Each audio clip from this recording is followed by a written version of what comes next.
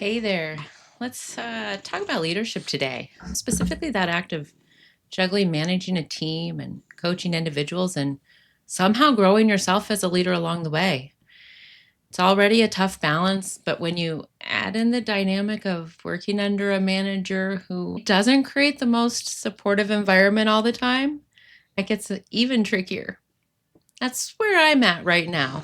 I'm leading a team, trying to help my employees grow and working on my own leadership skills, all while dealing with a manager who sometimes could stifle my ability to grow.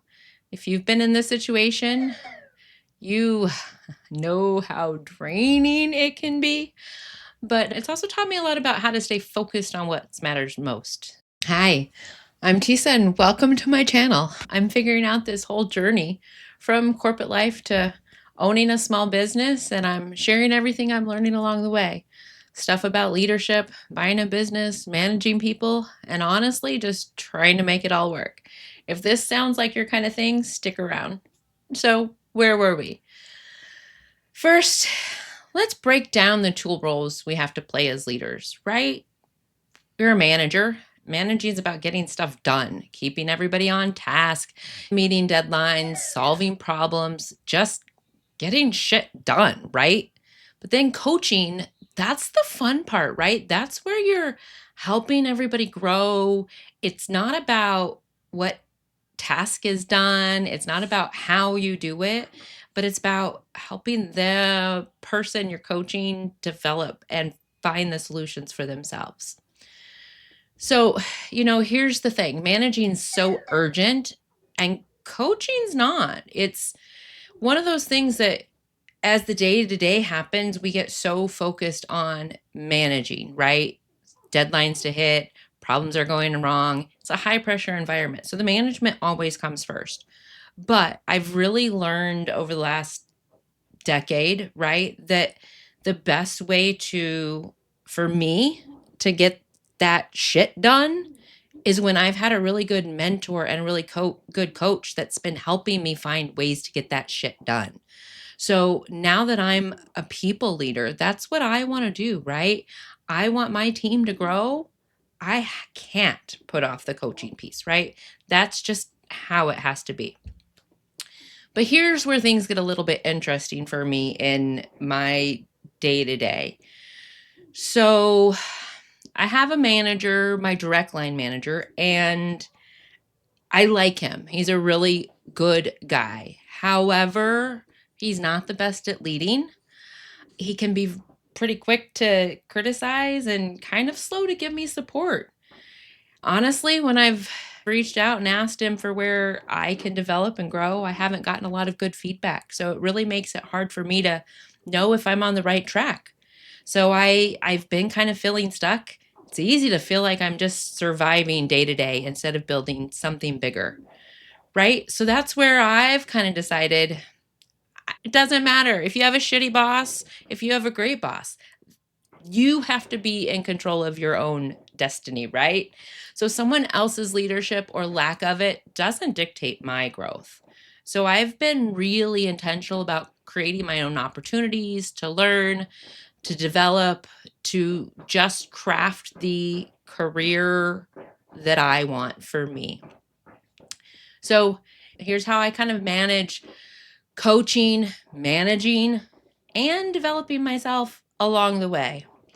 When it comes to coaching my team, I'm super intentional about it. And I try and lead them and coach them and frankly manage them in the way that I wish I was being coached and led and managed.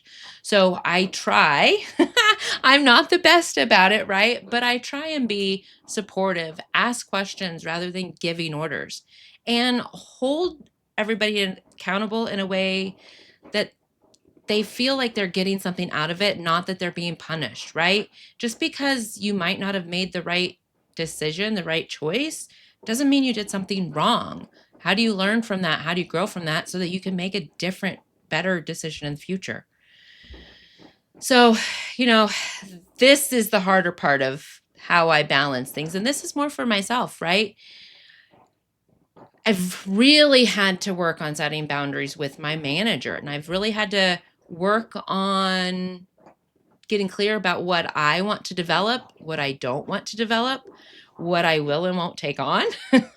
So I've really kind of changed the way I've approached that. And I'm, rather than approaching things that I want to do for me and my development, it's what do I want to do for the best for the team and for the organization. But by reframing that to my manager, it's getting him on board, getting him to see what I'm trying to do for the bigger picture, even though at the end of the day, I'm doing it for myself. So I'm not relying on anybody else to take me to the next level. I'm responsible for taking me to the next level. So how do I do that? I read. I'm reading one book a week. I'll share my reading list with you guys sometime. I'm networking. And one of the biggest things I've done in my day-to-day job is I'm creating an internal procurement mastermind. I'm bringing together all of my procurement colleagues in an environment where we can build our strategic mindset. So I'm facilitating and growing that. Even if my environment's not ideal and my day-to-day tasks sometimes are not what I want, I'm finding ways within my day-to-day to craft an environment to do the things that I really do enjoy and I want to grow and develop. So find your little nuggets during your day of how do you make your role, right?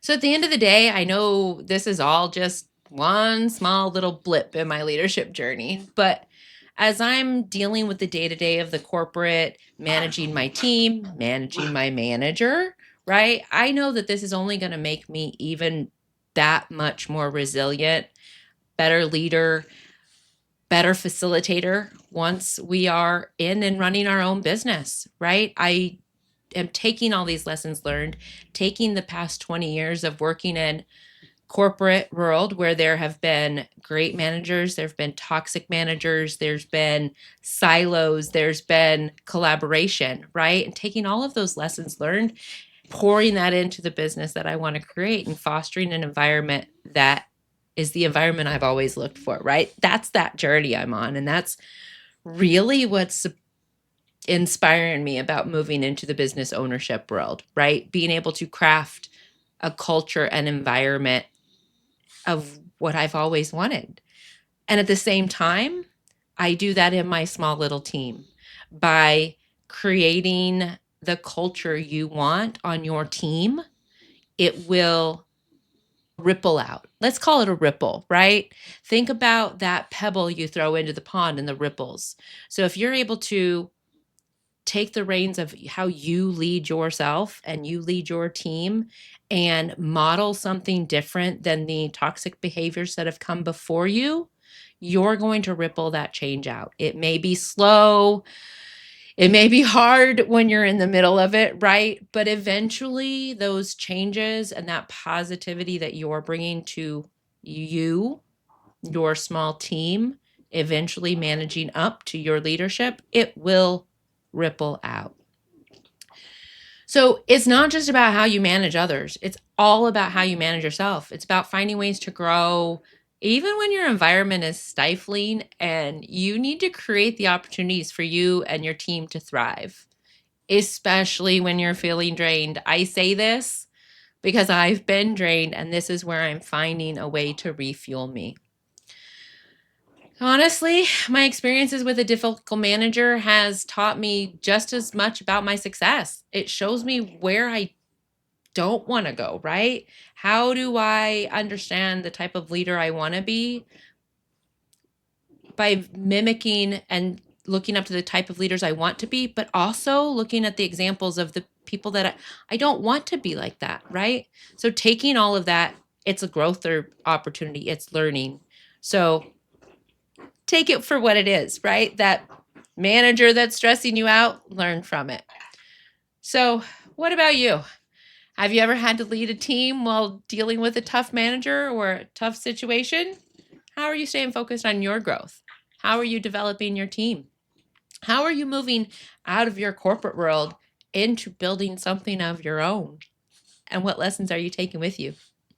So if any of this touched home with you, and you want to continue to follow me, hit like and subscribe and keep seeing what kind of leadership lessons, personal stories, any updates on the business journey that are happening. Who knows? Follow me for more crazy. And until next time, thanks for sticking it out to the end. Bye, all.